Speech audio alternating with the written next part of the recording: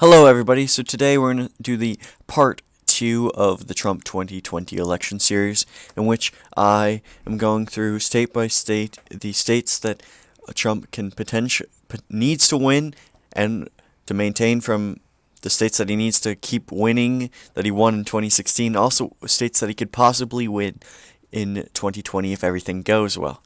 I don't know if this will happen, but I hope so. So my last episode I did on Maine. I did a detailed analysis on it. It's pretty successful. So now I'm going to look into New Hampshire. So today we're going to look at New Hampshire. So New Hampshire is a really odd state. It's really divided, and probably the closest state margin that the difference between Hillary and Trump. It was only about it's just 0.4% was the difference, with Hillary Clinton winning with 46.8% of the vote, 348,526 votes to 345,790. So this also goes through all the down ticket elections. They're really close, and we'll look through today what are the key counties to win, what are the key towns. So let's first start. Coos County is very key to win. It's the most northern county, and I think Trump really underperformed here and should have done better here. And if he would have won Coos County by higher margins, then he would have done a lot better. So this is the mountainous area in northern New Hampshire. It's a lot like Maine, western Maine. So there's a lot of conservatives here, especially fiscal conservatives. New Hampshire is not especially socially conservative, but has a very long history of conservatism fiscal in the tax department. It's the motto is live free or die. You don't even have to wear seatbelts here. I really admire New Hampshire. It is a really high income and highly educated state, and this is a really huge issue for winning the state for Trump. However, he did bring out a lot of voters and almost won the state. So Coos County is very vital to the Republican cause in any election. So this is where he has a potential to gain a lot of votes. Grafton County is Hillary's stronghold. It's really wealthy. It's pretty white, and a lot of liberals there, especially around the Lebanon area, and we'll look into it. Sullivan County's pretty even, and Donald Trump has the potential to pick up voters here.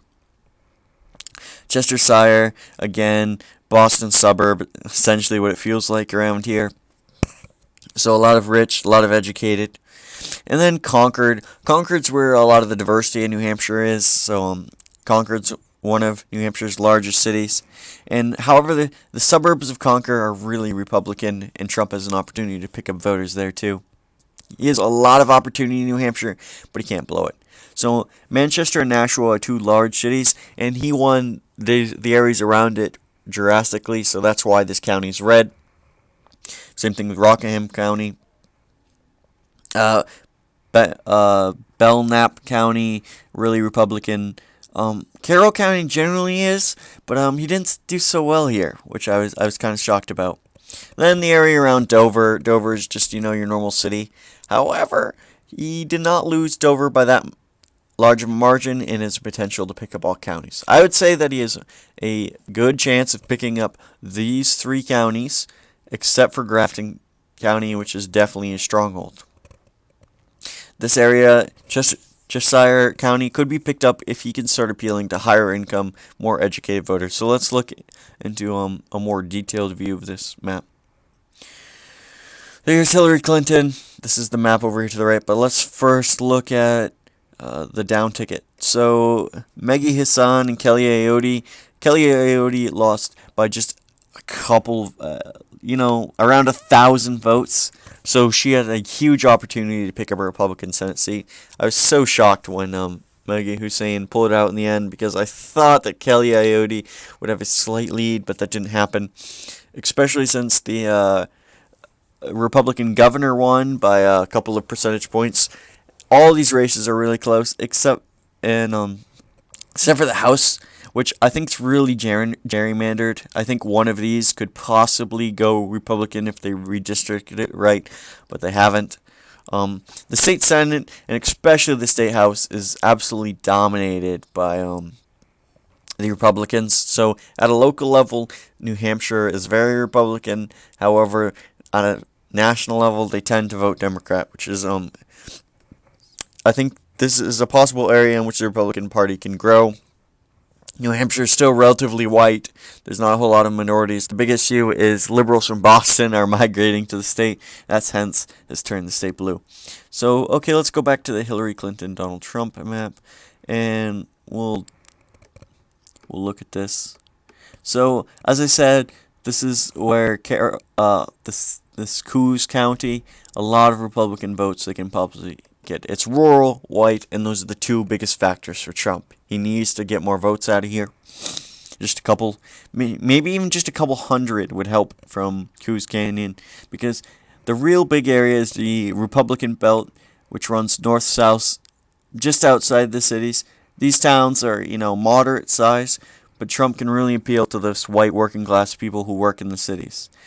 Manchester, Concord, Dover, and Nashua are New Hampshire's largest cities, and they're not extremely liberal, so maybe Trump can make inroads here. This Grafton County. It's really educated, really wealthy, and this is where Trump tends to struggle. So if he really can't appeal to over here, but a lot of this is very Republican, and he just needs to pick up maybe 100 votes per town, and he can easily flip this district. That's all he has to do.